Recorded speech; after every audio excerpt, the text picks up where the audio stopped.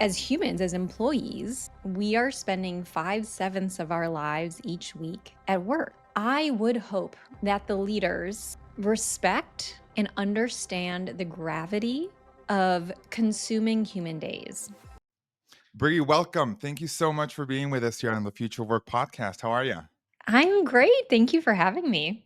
It's a pleasure, and I've been looking forward to this episode because we're here to talk about your book and mainly about the dynamics that happen at work. Specifically, if work is fun or not, should it be fun or not? Who's allowing work to be fun or not?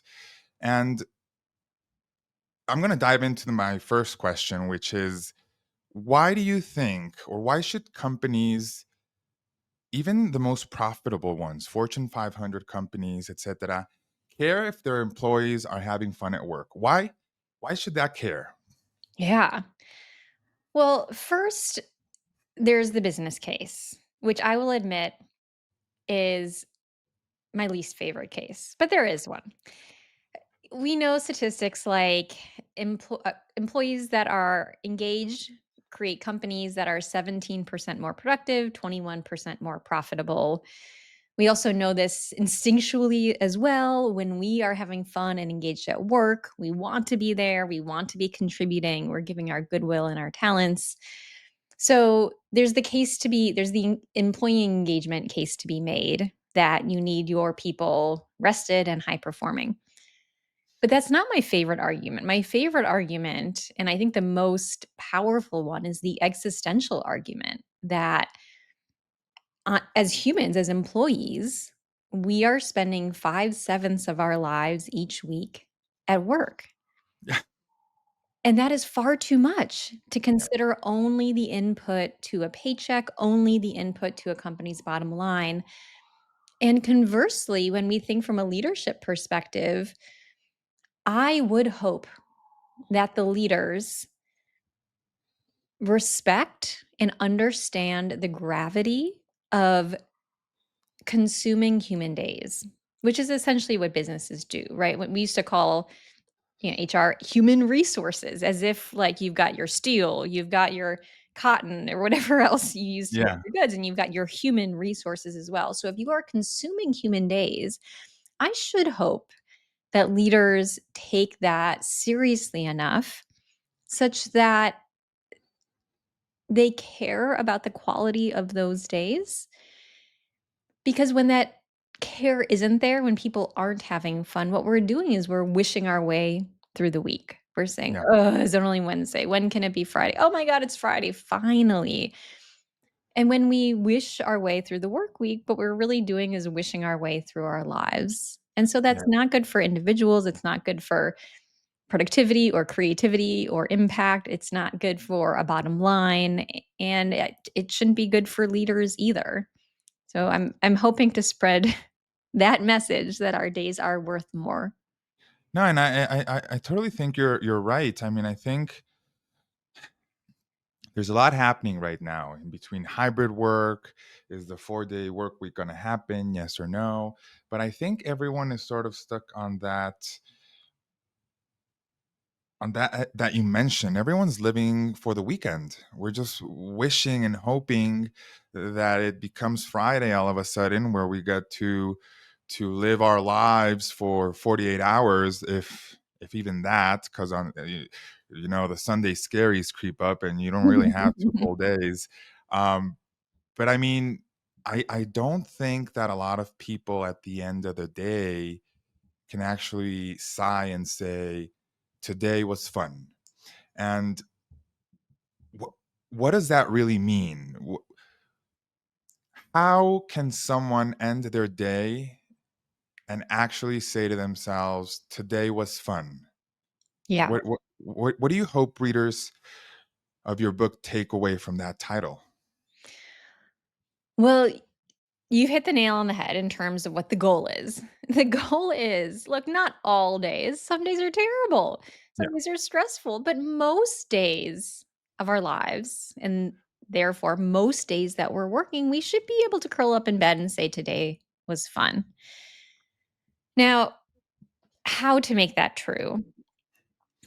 I might have written a book about this, so there's a lot more to say, but in short, the good thing about joy and fun at work is that you don't have to get all of your joy from the same place. You can actually sort of diversify the places where you're finding joy at work. So there's a whole chapter on camaraderie.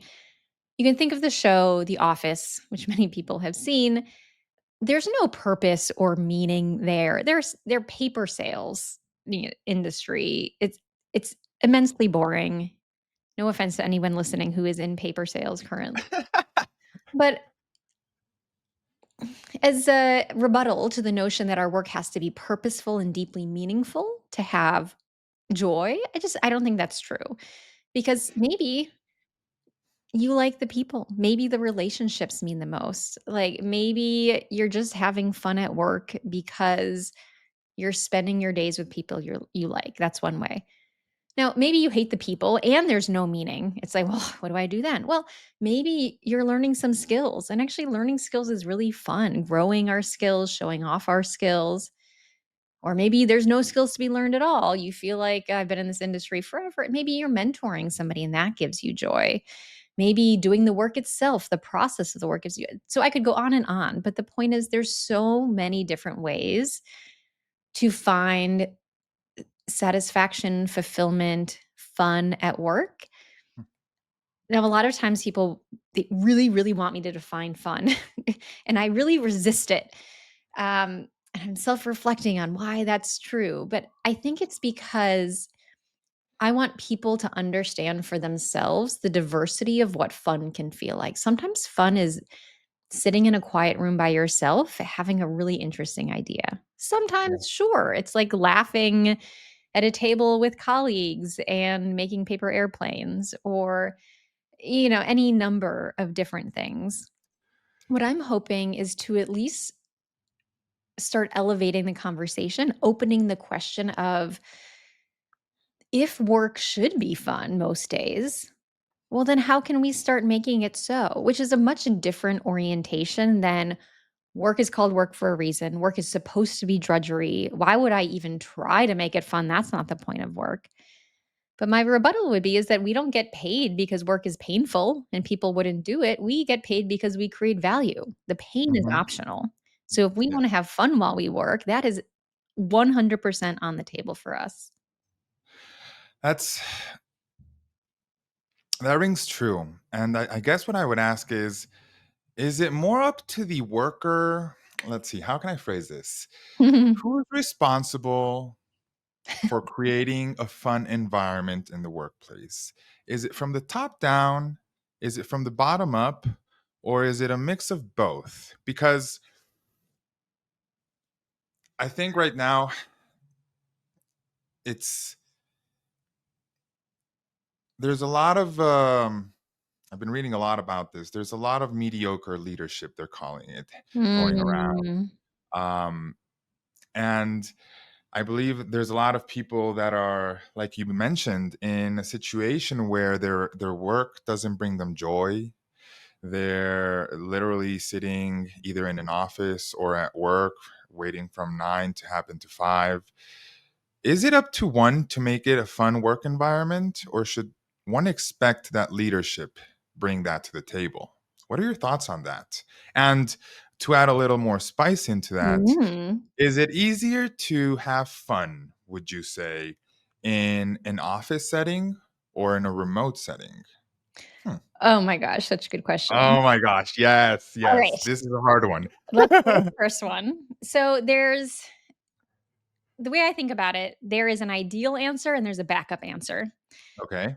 or an ideal solution and a backup solution, rather. The ideal solution is that leaders are responsible for creating conditions and culture and a context in which people are having fun. That is the ideal solution because there's no getting around the fact that power exists in organizations. The people that do the paying of the paychecks have that power as much as we would like to think and hope that employee power is a thing, unions are a thing, like top talent is a thing. And yet within an organization, at best it starts from the top. Now that takes a leader and a leadership team that really believes in those 2 arguments that we mentioned, that 1, people having fun at work, enjoying their days is valuable as an end unto itself. Hmm. And number 2, they have to believe that that's actually good for business, which it is. Now, like, I wouldn't expect any leader to say like, "Oh, we're gonna have so much fun at work and screw the money," because no, you need to have a healthy business. You have to be able to pay people. Unemployment and declaring Yeah. bankruptcy is the opposite of fun, so don't go there. So if a leader believes both of those things are true, then it's really up to the leadership team to put some structural things in place. So for example, like how are you metering out work such that people are not overworking nights and weekends, but also culturally, how are you showing up as human and fun and like kind of decent to hang around at the office? So and that's the ideal answer. The backup answer, the backup solution is really what I address in the book. Like, look, I'm at the company I'm at. I have the leadership that I have. What can I do as a manager or as an individual employee to make work fun? And there's still so much to be done, which is the good news. You could work at an organization that is like, does not ad- adhere to any of these ideas or principles, but at the local team level, one, managers can do so much to create what I call cozy teams, which is really, at the manager level, you think of yourself like you're the CEO of the team in many ways. So how are you making it safe to joke around, making it safe to be a human, making it safe to bring interesting ideas? How are you rewarding people and building each other up? And then lastly, maybe you have none of that. Maybe your Yeah. organization's terrible, your manager is terrible. And in that case, I say, look, you have still levers at your disposal. One is something what I call thin slicing your joy. So even if you look at your whole day and you're like, oh no, I've got meetings, I've got tasks I really don't want to do, I have uncomfortable conversations ahead of me, I want to do none of it. And the question is, look, if a day is too long to have fun, is there 1 hour where you're pretty sure that's gonna be an okay meeting? If the hour's too long, is there 1 minute you go get yourself a cup of coffee and you enjoy the shit out of that cup of coffee? Like, Yeah. what are some ways that you can find agency in what brings you pleasure? And then as a bonus, at the individual level, if you can find 1 friend at work, then you're really off to the races. There's so much research on having a best friend at work. Yep. It does all sorts of good things for the business, improves, like, safety, profitability, things like inventory control for I don't know how that one came out in the research, but it's true. Um, just someone to DM a wink to makes all the world of difference. Okay, so Yeah. my very long answer see, this is why I wrote a book instead of doing this in a 30-minute podcast because I have so much to say, but let me stop there. No, but that makes total sense. I was as you were saying this, I was trying to think if at any point in my personal professional life I did not have a best friend at work, if you will, and I can't think of any situation in which I did not have someone I could lean on, I could joke around with, I could even just badmouth other people. That sometimes is fun, you know? Oh my god, yeah. Um, Uh-huh. but I do believe that what you say is true. When it comes from the top down, it just makes it so that everyone feels safe to have fun, to joke around, to bring their full selves to work, whatever that means. But totally, I totally understand that. That this? Do you think that having fun at work needs to come along with purpose? Does someone need to feel purpose in order to have fun? Or could it be like you said? I really like that example of The Office. I don't think anyone there had purpose. They were just there selling paper, except maybe Dwight, right? He had like a goal. Um, but do those two come hand in hand? I Having think satisfaction at work Mhm. requires purpose, and the other way around, or no? No, and I think I'm Okay. in the minority for this argument. There has been a huge upswell in writing, research, consulting, focus on purpose and meaning at work, especially as an alternative to we only exist to make money. And so for that, I applaud it. Like, I have done purpose consulting work myself. So I want to be clear that I'm not anti-purpose here. Like, purpose, feeling purpose and meaning in your work is a wonderful thing. It's great. And it's also not necessary to have fun. It's not necessary to have a good day. I think of purpose and meaning as one source of fulfillment out of that diversity of options that you have available to you. So the office example is a great one where you're not able to pull that purpose or meaning lever, but you can pull the friendship and shenanigans lever. And that's Yeah. actually kind of fine.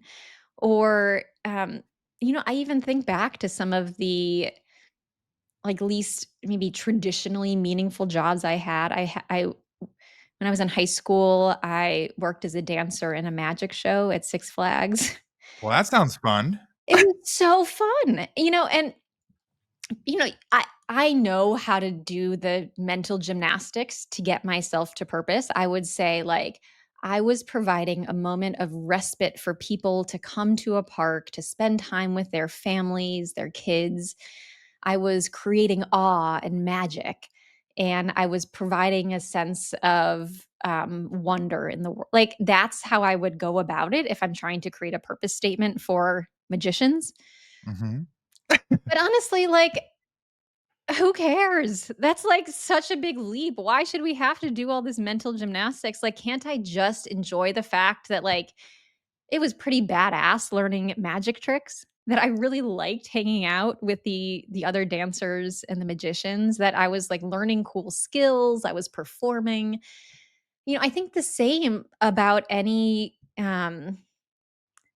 job. Like, you think about, like, a janitor in an office building, they'd have to go through, like, these mental leaps to say, "I'm sweeping the floor such that these people can then sell branding work," in this, like, Yeah. marketing office. Or you could just say, "Hey, like, it's pretty awesome that I can make this one small part of the world clean and Yeah. nice, and that I get paid for it." So that's my rebuttal. Um, it's really like an invitation for us to think more expansively, I guess, about what gives us a great day. Yeah, I think we gotta sort of start shifting our mindset, like you say. And something you mentioned a little earlier was the term cozy teams.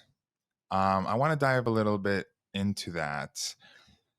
What what does having or being part of a cozy team actually mean?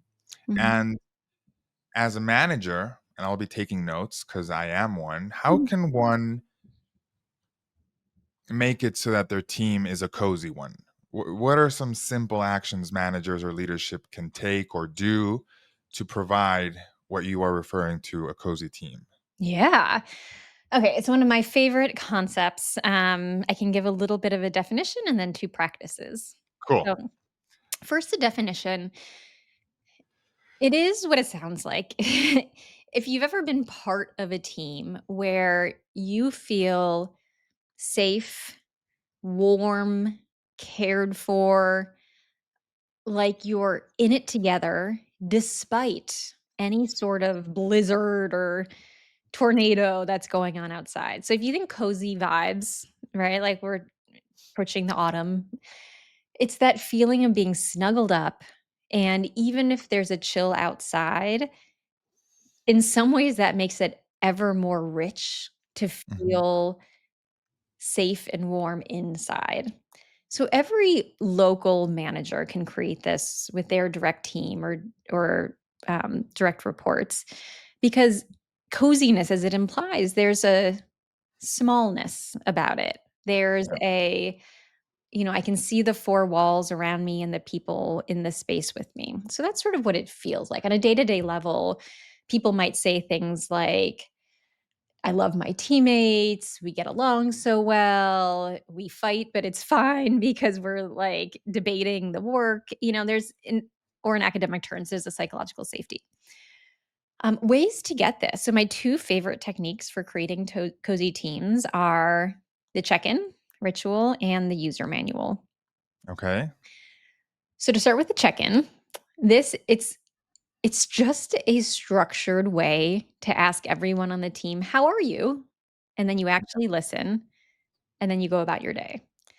So a lot of teams, when I use it on teams, I use it religiously for consulting teams when we have a daily stand-up. We do it the Mhm. first 5 minutes of every daily stand-up, or if you don't have a daily meeting, a weekly meeting, whatever the cadence is, and it goes like this. You say, "Okay, how's everybody doing? Let's check in. Scale of 1 to 5, personal, professional, everything in between, you're gonna put it on your fingers." So everyone raises their fist, and we go 3, 2, 1, go. And then everyone, you put it up a 4, a 2, a 1. If you're on a screen, that's fine. In person, that's fine. You can see each other's numbers. And then in about 30 seconds, you run around the room and everyone just says why. So you say, Okay. "Oh, I'm a 2. I like tweaked my back. I've been having back problems for ages. I'm actually going to be screen off so I can just lie horizontal while we take this meeting. But Yeah. otherwise, I'm good." Someone else says, "Oh, it's my birthday this weekend and I'm so excited about our product launch. Like, I've just been having all these great ideas." So you get the idea. It's like personal and professional. And the trick is doing it consistently. The fastest way to a cozy team is bearing witness to each other's lives, both sharing your life and Yeah. receiving. Now, the trick of a check-in too, you don't have to say like, I don't like, you don't have to share personal details or anything you don't want to for the people who are like, "I'm not bringing my full self to work." You don't have to tell them about your cholesterol report if that doesn't Yeah, yeah, yeah. feel safe. But you sharing a little bit of something of yourself and then also receiving from someone else, and it's quick. It's like 5 minutes, um, Yeah. and it's such a great accelerator of trust. So Yeah, that's one. making work human. It's literally Yeah. making it human. Yeah. I feel like sometimes we're stuck in this energy of we're just monkeys pushing buttons. No. And I think, like you say, when leaders can actually create that type of environment, and I think when leaders are vulnerable and Mhm. express vulnerability, that's when the actual fun can begin. That's when people start to see the company as what we should see all companies as. It's an environment of people, and we should be people within them. Period. I Yeah. mean, It's it's such a silly exercise in some ways because it's just making formal and ritualized the very human act of being like, "Hey, how are you? yeah, How are you?" And there's so much behind it too. Like, I say it sort of all quickly, but there's also like, you're increasing psychological safety, you're increasing cognitive offloading, or the notion that when you verbalize or externalize what's running through your brain, you can then focus on the task at hand. It thwarts any miscommunication. So the person who's camera off, you might be like, "What a jerk. They're not paying attention at our meeting." But now I know that their back is bad. yeah. So it has so many benefits in that way, priming contribution so that people speak again. And I think in the workplace we have introverts, we have extroverts. I think I read something about that they just created this new one for people that are not extroverts or introverts. I can't remember what the term is. Autrovert? I can't remember. I think before they released this new one, they were calling them ambiverts. But there's people that need other people to feel satisfaction, and there's people that sort of shy away from others to gain satisfaction. And you mentioned do nothing days as a strategy for work and for building creativity. Mhm. What can you dive a little deeper into that? Do nothing days. I sort of get where you're getting at, but what would you say about these do nothing days? Yeah. Um, so it's a little disappointing when I start talking about them because people are like, "It's a bed rot day." I know what that is. Netflix all day, takeout. pajamas, no shower. Yeah. It's gonna be awesome. So it's not that, although that also sounds great. So Yeah. you go for it. Do nothing day is a term uh, we coined for essentially an offsite with no Okay. agenda. That's the best way to describe it. So, um, me and my friend and colleague Sue Walsh came up with the idea many moons ago now, in as we were leading consulting teams, realizing that now when clients come to us and pay us the big bucks, they're not paying us to be super fast at responding to their emails, although we try to be. They're paying us for brilliant work, for Yep. impact, for improving their business in a sizable way. And what we realized was like that was just really hard to do in 30-minute increments when we're getting together for like, okay, now we have to think of some new ideas for what we're going to add to this experience or this like touch point with the customers. And like it just felt like our brains couldn't breathe. So we said, okay, what would happen if we blocked one whole day where we committed to producing nothing? We were going to take no meetings, email no emails, make no reports, just nothing. We were gonna tell our brains, "You're off the hook." And instead, we spent the whole day dreaming. So it's a do nothing day, but it's say a think everything day. Or Hmm. another way to think about it is that we often get our best ideas in the shower, right? And of Yes. course, we instinctually know why that is because there's no technology around. Nothing's demanding our attention. We're just our hands are busy shampooing or whatnot, and our brains are free to just sort of wander. So we said, well, what what if we took the notion of a shower and made it a clothed group shower? Scandalous. But you get where I'm going with this, Yeah. right? A day of unstructured thinking. So we went to a park. We had some loose prompts. There were parts of the client engagement that we knew we had to think about. So we'd say Uh-huh. like, okay, this component, let's just chat about it. So we sat in the park and we just went where the conversation took us. If the conversation got boring, we stopped having it. If something was really interesting, someone was like, "Yeah, write that down." And now I've done this so many times, and every time the best idea, the most like pivotal change in understanding or, something that we needed to generate, they always come from that day. Now the trick is you can't be like, "We better have a great idea that day," because that your brain Yeah. will freak out, but it's a way to sort of hack your brain and respect what human brains actually need, which is time, space, the ability to sort of socialize ideas as well without constraint. So, I read a lot about it in the book. There's like prompts and instructions for how to do your own, but I found they never fail. Yeah. That actually brings me to, and I mean, I love that. And that actually brings me to burnout, where, I mean, the statistics show that currently, as of now, the workforce is burnt out more than ever, especially millennials in management positions.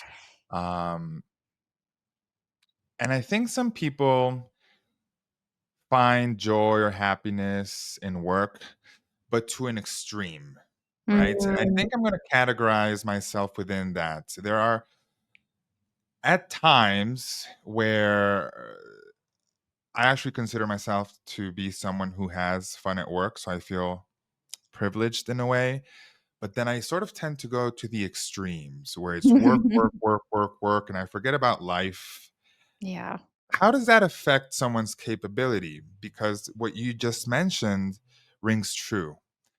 I think in my personal experience, when we overdo work, when we overwork, we tend to get into this cycle of uncreativity, and we sometimes need to step away from it to really make sense of it all. Um, what's the risk of these people who are maybe having too much fun at work? Is that something that can happen? Can someone have too much fun at work where it's sort of like the opposite? Yeah. Oh, for sure. Myself included. I have often had too much fun at work because that's actually sort of the end of the spectrum that I tend to find myself on. That for me, it's easy to overwork. I usually don't feel like, oh, like the person at the top is bearing down on me and I have to work in order to please. Usually I feel like this is fun and important and I want to get all these things done and I want to do a good job. So it's usually of my own doing when I'm overworking. So there's a few costs though that we just have to be aware of. I think the most obvious when it comes to burnout is when we overwork, we underlive. And that's just the nature of human finitude. Like no one is inventing more hours in the day. So at some points in our lives, it's actually kind of fine. Like I know in my 20s, pre-partner, pre-kid, I I was craving working more. I remember Yeah. telling my bosses, like, "I got more to give, more in the tank." Because there wasn't as much opportunity cost. Now, in my 40s, I think, like, "Oh, exercise is actually really important to me. I need this Right. body to get me going where I need to go for, the rest of my life." Now I have a daughter and a partner, and so spending time with them. I have a father with Alzheimer's, and so I'm a caregiver. It's just that the when we overwork, we have to consider the opportunity cost. So for some people, they'll say, "Nah, little opportunity cost. I'm having the time of my life." Now that may be true, and I buy it. But also, I think there's a second case to be made, which is what you're making, that even if you don't want to rest because resting is nice and you get to do that as a human, still there's the like any Olympic athlete is going to have rest periods and their trainer is going to make sure of it because the body just doesn't operate at peak performance unless you have some of that. Similarly to what you said about perspective and creativity, um, if you are filling your days with um, like production and output, you're not actually stopping to think more expansively. Yeah. And then lastly, I would say, like, there's also a cost when it comes to how you're showing up as either a colleague or a leader. If you don't have a sense of perspective, like, oh, this feature on this one product actually just doesn't matter at all. Like, if you don't have that and instead you're saying, "Everybody, we have to double down. Everyone's gonna be here till 9 p.m. tonight. We have to push the" now you're just leaking your life choice all over everybody else, and that's not fair. And also, you're probably you're probably missing the forest through for the trees, as they say. Like, well, yes, this one feature on this one product, but, like, can we think a little bit more expansively on, again, opportunity cost? If you're focusing so much here, what else are you missing in terms of other opportunities or threats that are coming down the line? So, a million and a half different reasons to pace yourself. I love it. I love it.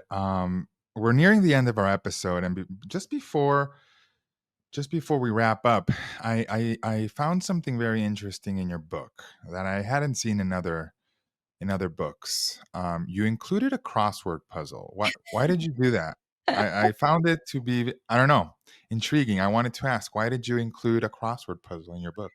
Um, yeah. There's one review I got of the book where someone was like, "This author is really quirky." Like, sure. Yeah, like, I'm just showing up as myself. Included the crossword puzzle, um, for a lighter reason and for a deeper reason. The lighter reason is actually I just really love crossword puzzles. A Okay. fun fact about me, I my greatest claim to literary fame before this book is I'm the love interest in a book about competitive crossword puzzles, a nonfiction Okay. book called Oh, Across the wow. World.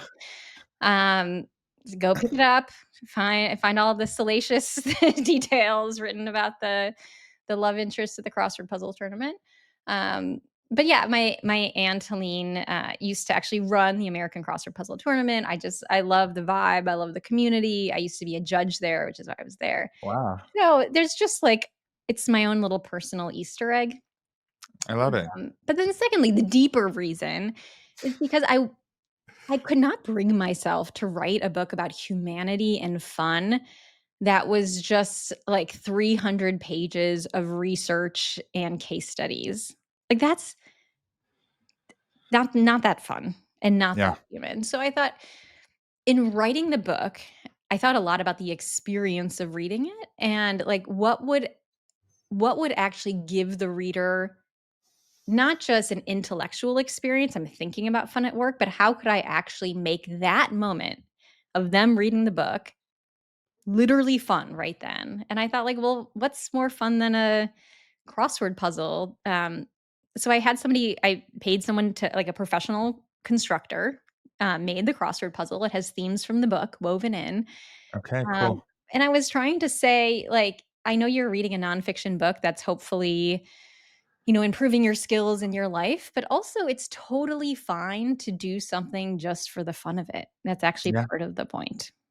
And I think it's sometimes the little things that matter the most, the ones that go the most unnoticed. Um, and I'd love to wrap up our episode saying that I really appreciate you being here with us. I highly recommend our audience to go buy the book. Where would you recommend our listeners to either get in touch with you, find the book? Because I think there's an opportunity here for people who are not feeling like they're having fun at work to maybe take this opportunity to get the book and find a space within your workday to read it, and you might learn something, and that could be your little fun do nothing time. where Mhm. can where can our listeners get the book and contact you?